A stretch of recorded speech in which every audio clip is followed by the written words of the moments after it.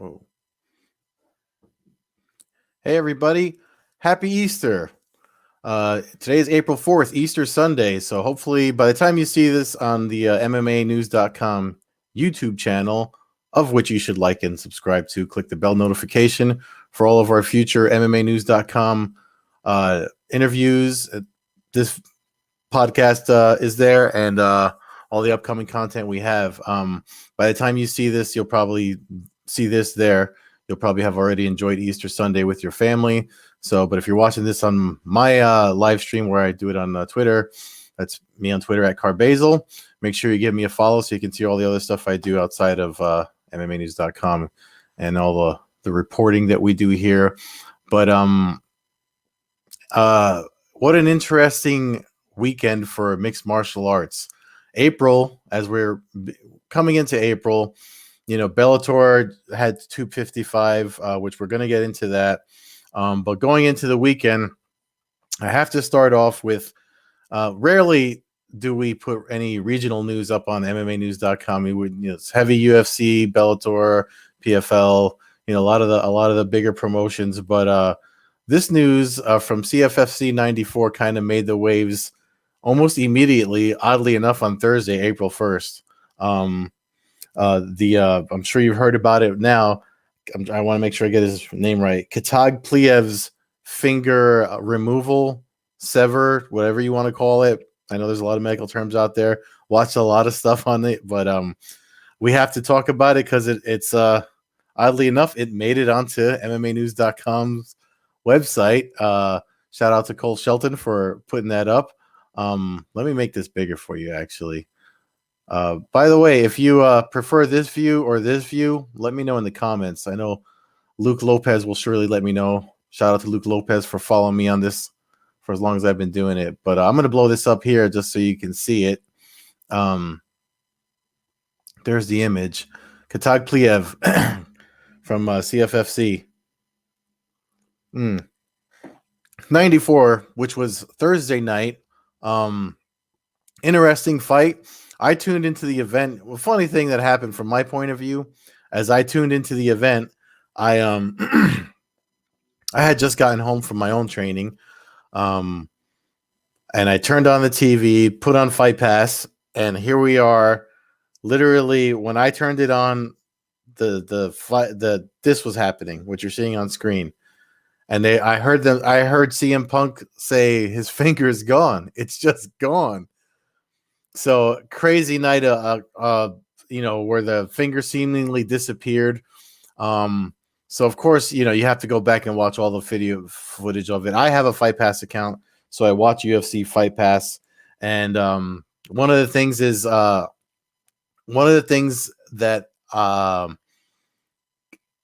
I noticed in the first round, he gets kicked in the hand, but one of the things that happens is you notice that he notices, so that might have been where the break happened, and the severing seems to have happened in the second round when they were in a grappling exchange when Pliev had him against his opponent against the fence. They actually did, both Pliev and his management team, they do a full in-depth video after the fact. If you read Shelton's piece here, you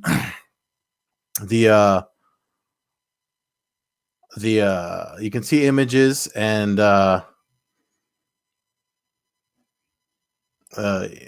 Raimondi reported they today found the finger. It was in his glove, and it was reattached that night. Dr. Brian Sutterer, who has a YouTube channel, he does a really good breakdown of all these freak accidents that happen in sports, not just MMA, but in sports all overall. But he says that they call that replanting the finger. He actually goes into the details of like all the ligaments and arteries and veins and stuff that they do to whatchamacallit, replant the finger, which is the technical term for reattaching a digit. But if you're not following him on YouTube, check him out, Dr. Brian Sutter. He does a lot of good stuff. I've used his stuff for a couple of articles here at MMAnews.com, and I know other folks do it at other sites too, because he does a very good breakdown. Because a lot of folks thought the finger was lost, but it wasn't. It was lost, but it was lost inside the glove.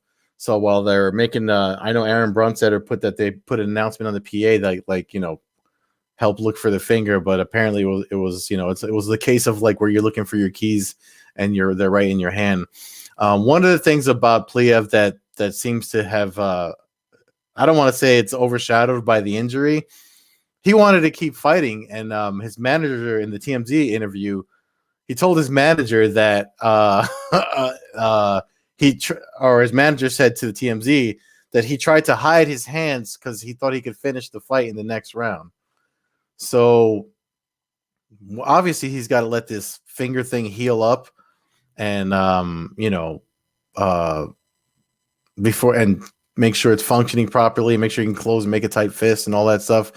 But that's a tough dude. And if ever there were a reason for the UFC to sign someone that wasn't, because usually when they pull someone from LFA, CFFC, Ring Combat, all these regional promotions, they do it so that they can, they're usually a title holder. But if ever there was a reason, or a highly ranked guy, like you look at Natan Levy, who they just got from LFA. I mean, he was highly ranked. I don't remember if he won the title there or not. Apologies to Natan, because we've had him on the podcast I do, Coast to Coast Combat Hour. If I'm misremembering your record, but I'm digressing. This is a guy that's probably like if you needed a last minute guy to face like someone like Khamzat Chimaev, who hopefully has gotten past his COVID health issues. This is the guy you want him to fight. I think he's a little heavier than him, but speaking of CFFC, the event before CFFC 93, it crowned a new middleweight champion, and I spoke for Sure Dog. I spoke with Aaron Jeffrey, who does the now that he won the middleweight title, and he told me a story of just the struggle he had from getting from Canada to Philly, where the CFFC bubble is rather, and getting back there. And that hearing that story, I'm like, wow, these fighters really go through a rough time. But talk about stealing his thunder. This guy loses a finger and wants to keep fighting. Craziness, and that was on April 1st of all things to happen. It was on April 1st, so shout out to Pliev for taking it light. I mean, so just for those that didn't follow, it was scored a TKO for the other fighter, and the other fighter. I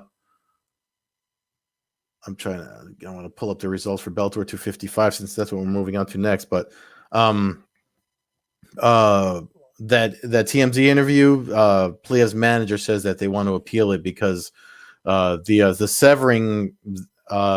And I think some of the guys of CM Punk or John Morgan on the broadcast noticed because it was a break, but then the sever happened because of the manipulation and the grappling exchange that his opponent was doing with the glove, which is why it got lost inside the glove. So they're talking about appealing it, but if you guys, usually when folks try to appeal anything from that a commission already kind of put in the books, it's never it's never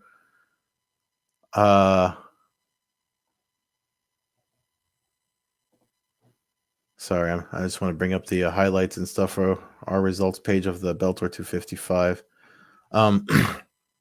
It's never something that they win, so it is what it is. That was on Thursday, so Friday night was Bellator's first event back at the Mohegan Sun.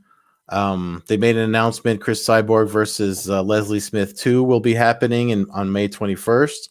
And we have full coverage of that at the MMA News on the MMAnews.com website. I just want to bring up the results here, the detailed ones, because we only have highlights on the website. So I might not be able to play all of those because I don't want to get hit with a copyright whatchamahoozits. But yeah, Bellator is back, and I tell you what, the move to Showtime, I don't know about you guys, but when it was on Paramount, especially towards the end of Paramount, the pacing with the commercials and stuff kind of got a little bit the thing is, we complain about it all the time with UFC events. The pacing is always like, you want to see the next fight. Even if you're in the arena, sometimes you got to sit because and they'll show some filler stuff. Fighters are standing around the cage waiting because they're showing commercials and stuff like that. So the thing about the move to Showtime is like, I mean, I'm hoping that we get rid of all that. And another thing, I'm going to go into more detail on this. I don't want to, because this is not my place to rant. This is MMAnews.com's video vlog or whatever you want to call it. But the move to Showtime seems to already be heavily invested in by Showtime. Again, the networks they have been on, if you don't know, the Bellator is owned by Viacom CBS, which owns Showtime, owns Paramount. Like, they're all under the same banner, so that's why they're able to move it from Paramount CBS Sports to Showtime. But when they had this partnership with DAZN, I always thought it was a little weird because that was a third party outside, outside of the family, right? And I just, in my opinion, DAZN didn't promote or market Bellator MMA or their events as much as we saw Friday night with Bellator 55. I mean, not only is all Showtime Sports, all their social channels pushing the events with the posters and everything, but for this very first event, Bellator was free. You didn't have to have the Showtime subscription just to rope fans in. I mean, it's like you always see it in the like these movies about the drug dealers and stuff like that. You get a taste for free, and I'm not promoting drug use or anything. I will, before people start getting all sensitive, but I mean, they gave us a taste, and if you like what you saw, then you sign up, right? And they're doing a deal for 30 days free, $4.99 a month for the next 6 months, so you can watch all the Grand Prix and the heavyweight, the light heavyweight Grand Prix, all through this year of Bellator. I think Scott Coker announced that he wants to do at least 2022 events. They are getting a kind of, we're already in the first quarter of the year. So that being said, with the pacing, man, of the watching it all from first fight, the prelims, all the way to the main event, I loved it. Even with the filler they had in between, I mean, that's what I assume we have to expect with the upcoming events on Showtime. So $4.99 a month ain't bad, especially if you want to get through this year of what Bellator has in the store. The Cyborg Smith fight, the light heavyweight Grand Prix, and then the final of the featherweight Grand Prix, which has been delayed because of the COVID-19 pandemic. I don't know about you guys, but AJ McKee versus Patricio Pitbull, I'm so looking forward to. It can't come soon enough, and I think we might as well get into. I'll bring it up here. We might as well get into the results. The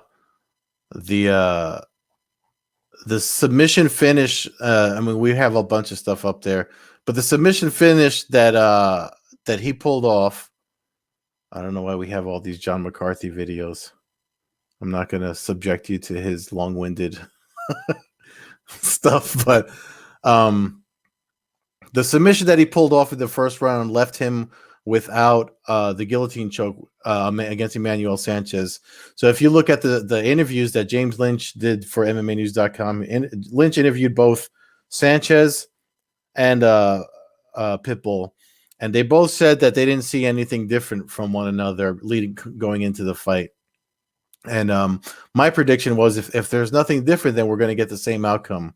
We did get the same winner, but obviously there was some evolution because when Pitbull won, it was by a decision, and he almost finished him. If I'm remembering the first fight right, I think there was almost he caught him with the same left that he caught him with this fight in the first round, and that kind of almost happened. But this time around, obviously, that left hand. If you watch the finish, the highlight finish, I don't know if it's on I'm not going to play the highlights on here. You can go to the website MMAnews.com and check these highlights to see if the left hand is on there. Excuse me. But when you watch the replay, he catches him slowly with a left on the chin, which makes him fall back. But he recovers quickly. But as he's getting up, that's when Patricio slips in his guillotine. I forget who he fit. It was Daniel. I forget the fighter that I saw him finish that he had a bunch of rematches with. I think it was like their fourth rematch when he caught him with the same submission. And the thing is, in the first round, that early in the fight, they're dry, and he wasn't going to shake him off, which it looks like he tried to do. I don't know if I mean he also might have been still out from the left hand shot, but it looked like he tried to because they were standing, and then when he went down to his knees, I mean, yeah, I talk enough about ectomorphs in MMA and lanky guys and how they're hard overall to fight. And as you look at this image here of Pitbull on the website here with Pitbull and these two facing off, with these two facing off, it looks like McKee's going to be the more lankier guy in that matchup. But the thing about I kind of was like, you know what? The shorter, stocky guy, because like when you watch the submission, it almost looks like the back of Sanchez's neck is out, but you don't realize a shorter, stocky guy like that early when they put on a squeeze, the squeeze probably comes so fast that you don't even realize that the submission is coming, especially for a choke like that. And the thing about that particular choke, I was just super impressed with how not only how he sunk it in and stayed on him, because he locked his legs full on behind. Usually that's it. You're not escaping it. But how fast Sanchez went out. The referee had to check and shake his hand to see him go out. And it was literally, it was a defining statement in the rematch, obviously. So now there's no, I mean, unless Sanchez fights his way back up with now the Bellator has their official rankings, we're not going to see that. Probably won't see that rematch happen for a while. But this fight right here, I honestly feel like it's anybody's fight. I mean, he's a 17-0 record in McKee, which Bellator invested in. He's a second-generation fighter, and they invested in him, early in his career. The son of Antonio McKee, veteran of Pride, fought everywhere, including Bellator. So that right there is if that's not a main event that should be on your radar, you got to mark it down now. So they're saying June, July for that to close out the featherweight Grand Prix, which is these Grand Prix. They're essentially tournaments, which are a lot of fun. So I don't know about you, but I'm having fun watching it. You guys are probably if you're not on board with Bellator, I know folks like to knock Bellator. I've been a fan of Bellator since they came out. They had a seasonal tournament format, and I remember when I was worried about that going away when Coker took over. But the thing I remember when he was asked about it, this was like in 2014, he said, we'll pull these, we'll bring that back when we need it. And to usually to crown a champion is when you need it, or if it looks like, now with the rankings that they have, because they didn't have them before. There were people kind of just like, putting fights together. Probably makes Rich Chow, a Bellator matchmaker's job, a lot easier. But with the move to Showtime, you got rankings, you got the tournament format to crown new champions. I know Patricky, this Pitbull's brother, they're both Pitbulls, by the way. But Patricky and Patricio is the champ featherweight, lightweight champ. Patrick is making his coming back. I believe he's fighting Sergio Pettis in an upcoming event, 258, if I'm not mistaken. I have to go back and look, but right? Is that no, that's the other guy. I'm sorry. That's a different fight. I forget who Sergio Pettis is. I know I read something about him, so I'm misremembering. Now images are popping into my head, so I'm misremembering that. But Sergio Pettis is coming back to Bellator, and I know Sergio Pettis is in Bellator, but his brother, Patricio's brother, Patricky, is also coming back to Bellator, who did his stint in Ryzen. He's fighting. I freaking wrote the article on it. That's why I'm confusing on it. But he's fighting at 258. Someone from the UFC. I forget the name of who it is. But it's on MMAnews.com, so you can check it there. But anyway, his goal is to be lightweight champion if his brother vacates one of his titles. But his manager said at the end of this that it looks like but this pitbull, but Patricio is looking to be a triple champion. So it's one of those. I mean, Champ has become kind of like a new what's the term I'm looking for? When something gets really popular.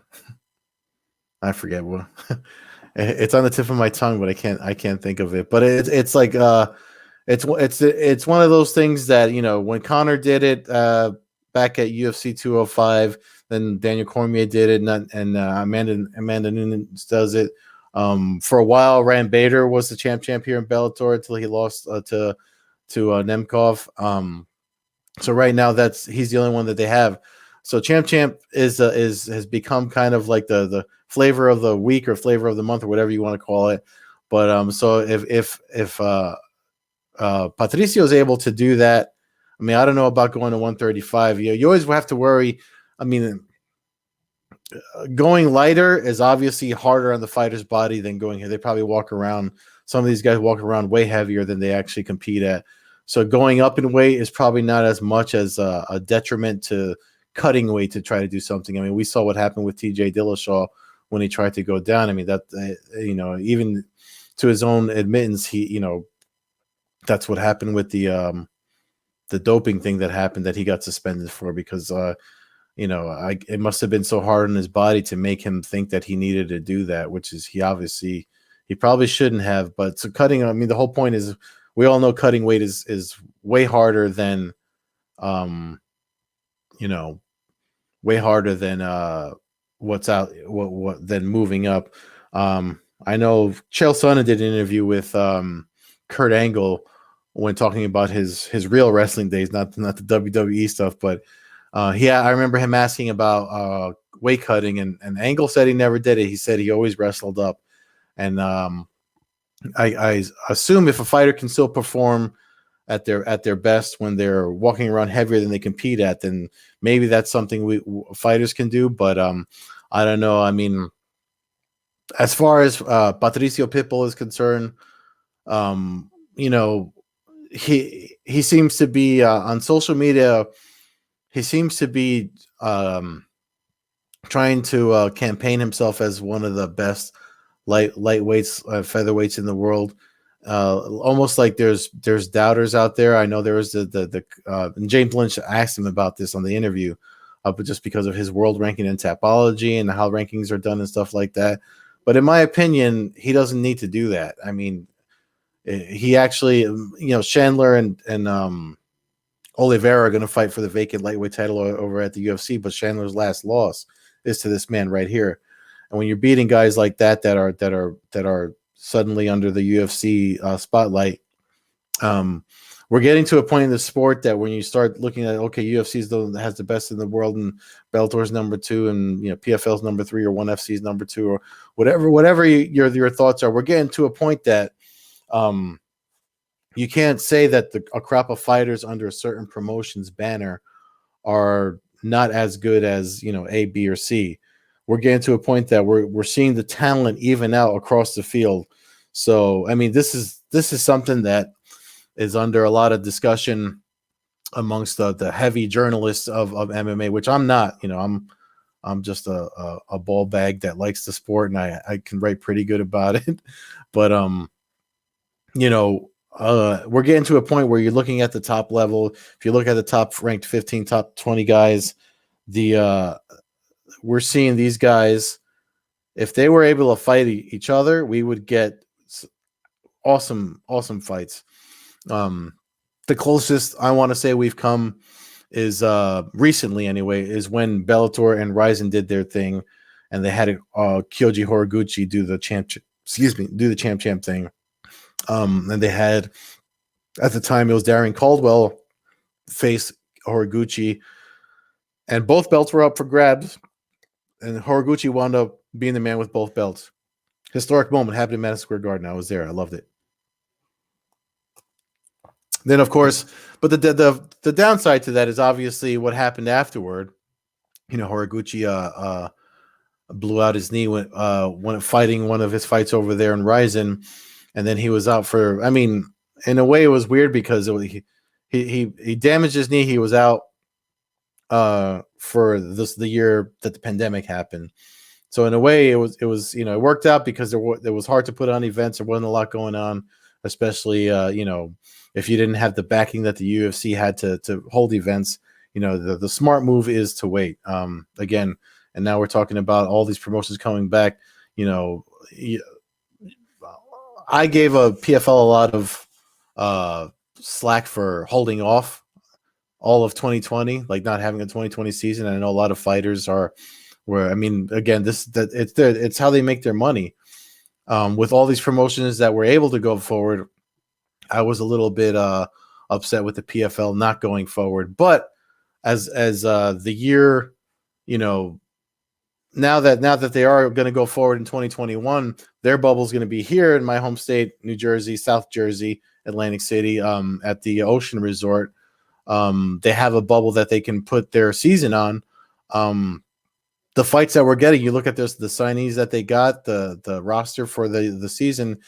I mean, it looks like it was a smart move to wait rather than try to waste money. Again, when I say the backing, I mean the financial backing, because if you look at all the money and travel, I mean, the UFC has the Disney money.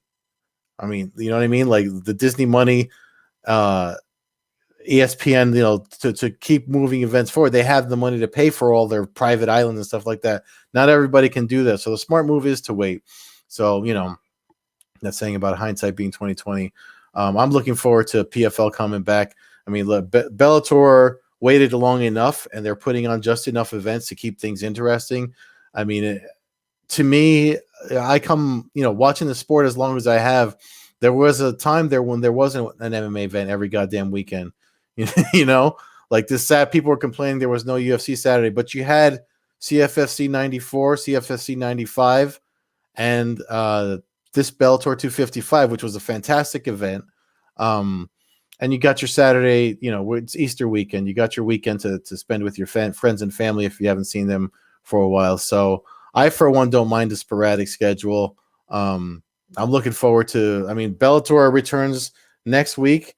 They're doing back, so they do Friday. Here's the thing about the thing. If you're a combat sports fan, the Showtime deal is not looking too bad. I mean, if you like boxing and MMA and you want to see it done right, I think Showtime might be the place for it, because they have there's boxing Saturday on Showtime Sports and Bellator's next event, which gets the whole light heavyweight Grand Prix going. I know they reshuffled it. I put that article up at MMAnews.com, so you can check that out there to see what because they pushed back. We were supposed to get Yoel Romero and Rumble Johnson sooner than we expected, but now they pushed it back to the 16th, the event on the April 16th, I believe, not this one coming up. So, but you can check that out at MMAnews.com if you want the exact details for that. But listen, I'm going to go enjoy my Easter Sunday while I still have one. It's not freezing here in New Jersey for once. So I got to go out there and get my vitamin D. But for you guys that watch this, make sure you like and subscribe again to the YouTube channel. Click the bell notification for future episodes. Make sure you check out MMAnews.com for all the news coming up. It's going to be a busy April, man. Again, Bellator's back, PFL's back. One FC is this Wednesday night on TNT if you don't follow one. So that's where Demetrius Johnson, Eddie Alvarez went to. If you remember the UFC trade, Ben Askren, Demetrius Johnson, they went there's that was the trade. You be the judge of who came out on top of that. But and if you want to follow me on Twitter, that's my handle at Carbazel on Twitter. Thank you so much. Make sure you keep on following. Have a safe Sunday. Wear your mask, do social distancing, whatever you have to do when you go out to do whatever you do. That's it for me. I'm tapping out. I'll see you next week.